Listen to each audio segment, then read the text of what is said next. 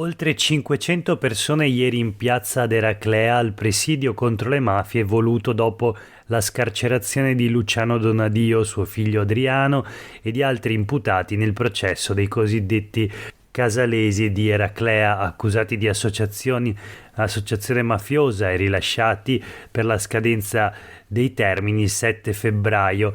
In piazza Eraclea c'erano gli organizzatori, dai sindacati alle categorie economiche e le associazioni Avviso Pubblico, Centro per la Pace e la Legalità, Sonia Slavic, ANPI, giuristi, democratici, Lega Coop Venezia e Lega Ambiente, tutti per battersi contro le mafie. Pochi, a dir la verità, invece, i cittadini di Eraclea, a cominciare dalla sindaca Nadia Zanchin, che aveva anticipato che non avrebbe partecipato. Sono amareggiata perché si vuole far passare l'idea di un'Eraclea mafiosa, ha commentato la sindaca. Mi chiedo se le persone venute a manifestare, tutte da fuori, abbiano idea di quale sia il bene per questa città. 12.000 residenti di una località balneare che dal 2019 lavora e si batte per togliersi l'onta della criminalità che pesa come un macigno. Oggi, se dalla Germania si fa una ricerca su Eraclea sul web, appare la parola mafia. La gente è stanca e non ha senso il clamore finché non c'è una sentenza. Stiamo organizzando un convegno, un tavolo permanente contro le mafie e una diffusione di messaggi per la legalità nelle scuole. Sono stata accusata di non essere in prima linea contro le mafie, ma non ci sarò mai con bandiere e categorie. Non permetto campagne di accaparramento tessere sulla città. Le idee non si impongono. Queste le parole della sindaca di Eraclea, e questo è Sveglia Veneto, il primo podcast dedicato all'informazione vista da nord-est. Oggi è martedì 28 marzo 2023. Io sono Jack Calcetto. La prima notizia del giorno è il corteo antimafia di Eraclea, che si è svolto nella giornata di ieri alla presenza del patriarca di Venezia, Francesco Moraglia. Allora vediamo subito sulle pagine dei quotidiani del gruppo Gedi l'articolo di Giovanni Cagnassi. Il patriarca di Venezia, Francesco Moraglia, in piazza Garibaldi Eraclea per dire no alle mafie. La sua presenza solenne è stata un segno fondamentale per la manifestazione per la legalità organizzata dai sindacati e dalle associazioni di categoria. Una partecipazione del tutto inaspettata sul palco allestito nella piazza centrale. Il lavoro è un diritto e non deve diventare un privilegio, ha detto il patriarca di Venezia. Il tessuto sociale non può essere inquinato dalle mafie. Se ci sono state delle sofferenze, è bene che la società si ritrovi in un presidio dove guardare al passato per costruire un presente diverso.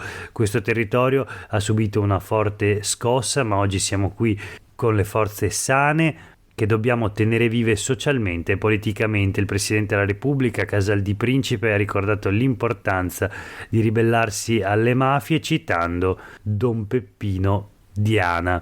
Queste le parole del patriarca di Venezia. Tante le bandiere dei sindacati che sventolavano in piazza assieme ai rappresentanti di molte associazioni provenienti da tutta la regione. C'erano anche quei cittadini di Eraclea, non molti secondo anche i quotidiani del gruppo Gedi, che hanno voluto partecipare al presidio per la legalità.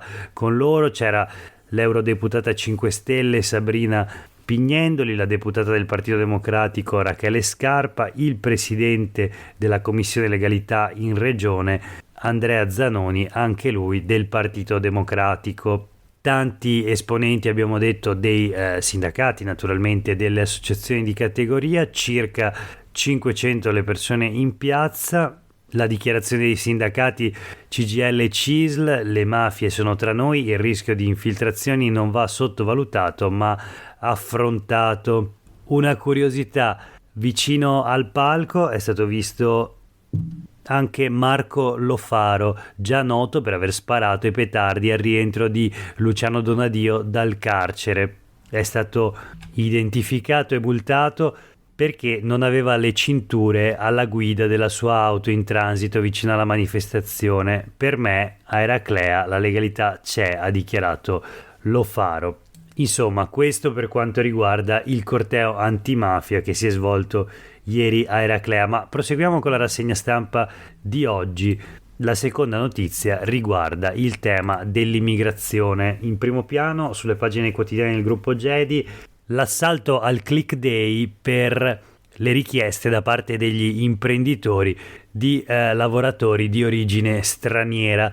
Al Veneto non basta, questo il titolo dei quotidiani del gruppo Gedi. Secondo la CIA, l'Associazione degli Agricoltori, all'agricoltura servirebbero altri 10.000 lavoratori. Coldiretti, un'altra associazione di categoria appunto degli imprenditori agricoli, fa eco a CIA, dice speriamo in un altro decreto. La ministra del lavoro nel frattempo ribatte: più che ad aumentare i numeri pensiamo a ulteriori forme di ingresso. Si parla del famoso decreto flussi. Le province venete con più bisogno di lavoratori sono quelle di Treviso, Verona e Rovigo. Il sito ieri si è bloccato, non consentendo a tutti gli imprenditori di inviare le richieste rapidamente. Il rischio è che le imprese si ritrovino senza lavoratori nel giro di 2 settimane. I numeri in regione nel 2022 sono arrivati in 7.000 tramite il decreto flussi, una cifra più che doppia rispetto ai 2.973 lavoratori dell'anno precedente. Nel corso degli ultimi anni, infatti, il decreto flussi del governo ha previsto cifre sempre maggiori per gli ingressi in Italia di lavoratori non comunitari da impiegare nelle aziende appunto italiane, effetto di una domanda che si è intensificata. La metà di questi 7.000 lavoratori stranieri arrivati l'anno scorso in Veneto è stato impiegato in agricoltura. I posti anche quest'anno sono aumentati ulteriormente, ma appunto da parte delle aziende venete la richiesta sarebbe ancora maggiore, specie in agricoltura. La notizia anche sul Corriere del Veneto è: caccia ai lavoratori migranti, caos click day e polemiche, manca manodopera, le imprese chiedono accoglienza, integrazione e formazione, dicono al governo di attivarsi. Abbiamo le dichiarazioni di Coldiretti che dice: abbiamo chiesto di moltiplicare le giornate di click day, ma ne servono almeno altre 2 prima che la stagione entri nel vivo. Poi parla la CISL con il segretario regionale Refosco: a causa dell'assenza di permessi ci sono molti immigrati già in Italia a cui si impedisce di lavorare, sono costretti ad essere mantenuti. Confindustria: il calo demografico non lo si affronta pensando di aumentare le cicogne, ma solo con una politica seria di accoglienza della immigrazione. E poi la sintesi del Corriere del Veneto, le tappe e i nodi. Ieri è scattato il click day dalle 9 alle 19. Imprenditori e categorie hanno corso per avere accesso alle quote del decreto flussi sulla migrazione regolare extracomunitaria. È ormai emergenza la difficoltà diffusa a ogni comparto economico di reperire lavoratori. Nei giorni scorsi Leopoldo Destro di Confindustria ha aperto il dibattito su migranti e lavoro. Nessuna ideologia, le categorie economiche chiedono tutte a gran voce di aprire a percorsi di accompagnamento al lavoro dei migranti anche non regolari. Così sul Corriere del Veneto. Proseguiamo la rassegna stampa di oggi con alcune notizie flash.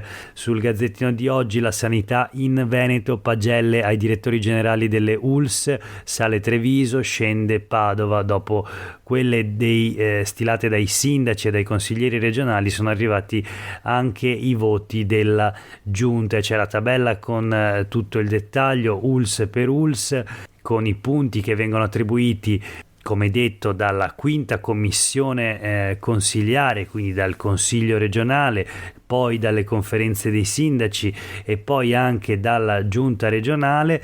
Il totale vede tutti i direttori di ciascuna ULSS del Veneto promossi, anche se nella classifica non c'è nessun centino, cioè nessuno che raggiunge la valutazione massima. I servizi esaminati sono quelli forniti nel 2021, la soglia minima per i manager era il 70%. Quello che ha fatto peggio è il direttore generale di Azienda Zero con 85,62 punti su 100. Ancora Passiamo alla politica, di nuovo sul Gazzettino, la politica a nord-est, la scelta di Berlusconi e il dopo Zaia in Veneto, le manovre dei partiti. La Lega teme infatti la scalata a Palazzo Balbi. Roberto Marcato si toglie un sassolino dalla scarpa, dice l'avevo previsto già a giugno. Fratelli d'Italia reclama più spazio, spunta l'ipotesi di un assessore esterno nella giunta Zaia.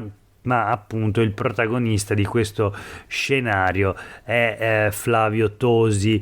Dice: è la mia seconda vita.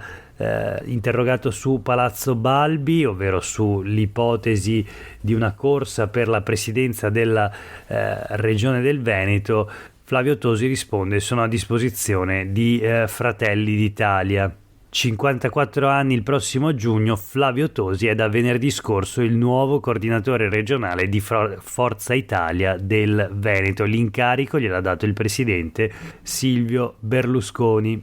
A Verona si dice che la nomina era attesa da tempo, nel resto della regione ha provocato non poco stupore, se non altro perché Tosi si è iscritto a Forza Italia soltanto lo scorso giugno. Voltiamo pagina e parliamo della informazione dei giornali. C'è un'offerta d'acquisto per i quotidiani del gruppo Gedi a nord-est. La notizia proprio sui quotidiani del gruppo Gedi, in una sorta di meta articolo. Banca Finit guida una cordata che si candida a rilevare le nostre testate, scrive il giornale. Ora la trattativa, che durerà fino a fine giugno. Enrico Marchi, che ha presentato come Banca Finit una proposta di acquisto delle testate Gedi a nord-est, dichiara: vogliamo un gruppo multimediale. Ci sono le parole anche della rappresentanza dei giornalisti, che dichiara: serve un solido piano industriale. La notizia anche sul Corriere del Veneto di oggi: la cordata di Marchi va alla conquista dei quotidiani Gedi, accordo per trattare in esclusiva l'acquisto da Exor, da Carraro a Zanatta, gli imprenditori coinvolti. Nella partita anche le TV controllate da Confindustria Vicenza. Si parla appunto di un piano editoriale che vede un progetto multimediale. Vedremo nei prossimi giorni lo sviluppo di questa vicenda. Infine il turismo a nord-est, in particolare il cicloturismo. Veneto pronto alla sfida, 1 chilometro di ciclabile genera 350.000 euro di indotto. Al via a Padova il Bike Forum, il punto su opportunità e offerta. L'annuncio è quello di una nuova ciclovia sul delta del Po che unirà la Venezia-Torino e l'Adriatica. Per oggi è davvero tutto, grazie per aver ascoltato questa puntata di Sveglia Veneto. A tutte e tutti voi una buona giornata.